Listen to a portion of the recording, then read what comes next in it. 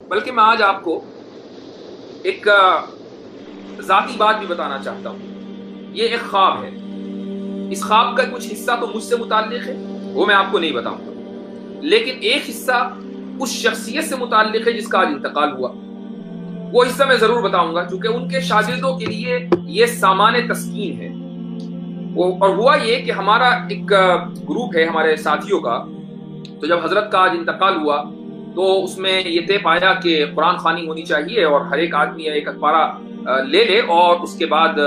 وہ قرآن خوانی اس کا وہ پارہ پڑھ کر حضرت کو ایصال ثواب کر دے۔ تو سب لوگوں نے اپنے اپنے حصے کا پارہ پڑھا، میں نے بھی ایک سپارہ پڑھا، اور ظہر کی نماز کے بعد میں اپنی عادت کے مطابق کچھ دیر کے لیے لیٹ گیا۔ حضرت کا انتقال صبح میں ہوا ہے، اور چونکہ پورے دن یہی کیفیت رہی، حضرت کے بارے میں ہی سوچتے رہے اور ایصال ثواب بھی کر دیا جتنا بھی اپنے بس میں ہو سکتا تھا۔ تو پھر میں نے اس مختصر سی نیند میں بھی ایک خواب دیکھا، یہ آج ہی کی بات ہے اور رمضان میں ہے، تو اس کے اندر کوئی ایسا نہیں کہ کوئی حذف و اضافہ ہے، جتنا حضرت سے متعلق ہے اتنا بتا رہا ہوں، کچھ چیزیں مجھ سے متعلق ہے وہ میں نہیں بتاؤں۔ تو خواب میں نے دیکھا کہ میں حضرت کے پاس ہوں، اور حضرت سے میں گلے ملا اور میں نے ان کا شکریہ ادا کیا۔ شکریہ کس چیز پر ادا کیا؟ ظاہر ہے کہ آج جو کچھ تھوڑا بہت ہم بول لیتے ہیں، لکھ لیتے ہیں، وہ اپنے اساتذہ ہی کے محنتوں کا ثمرہ اور اس کا صدقہ ہے۔ تو میں نے ان کا شکریہ ادا کیا۔ اس کے بعد میں نے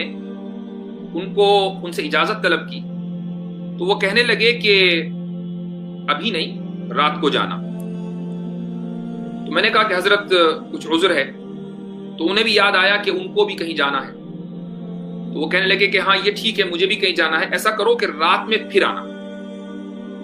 تو یہ طے ہو گیا کہ رات میں انشاءاللہ پھر حاضری ہوگی۔ اور اس کے بعد یہ کہہ کر حضرت کپڑے بدلنے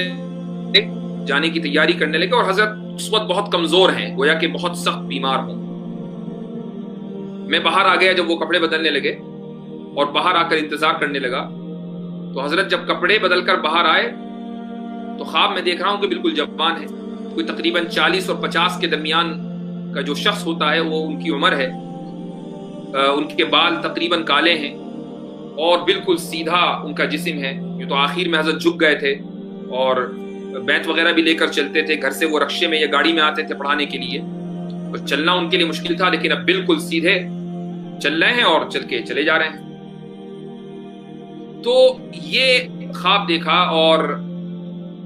اس میں حضرت کو میں نے نماز پڑھتے ہوئے بھی دیکھا۔ تو یہ ساری دلیلیں ہیں، یہ علامتیں ہیں اللہ تعالیٰ کے یہاں حضرت کی مقبولیت کی، کہ جس عمر میں، یعنی جس انداز سے میں نے حضرت کو دیکھا کہ جب وہ کمرے سے نکلے تو اس وقت ان کے بال بھی سیاہ ہیں تقریباً، اور وہ بالکل سیدھے چلے جا رہے ہیں۔ یہ اہل جنت کی جو عمر ہوگی وہ 30 اور 40 کے درمیان ہوگی۔ تو میرا اندازہ یہ ہے کہ جس خواب میں نے اسی کے آس پاس حضرت کو دیکھا ہے۔ تو یہ ایک علامت ہے حضرت کی مقبولیت کی۔ یہی آیت ہے وَأَنَّ سَعْيَهُ سَوْفَ يُرَىٰ، کہ اللہ تعالیٰ آج، یعنی ابھی ان کی تدفین نہیں ہوئی تھی، کہ ان کے کچھ شاگردوں کو، اور شاگرد بھی نالائق والے شاگرد، ان کو اللہ تعالیٰ خوشخبری دے رہا ہے، اور اللہ تعالیٰ کی طرف سے ان کو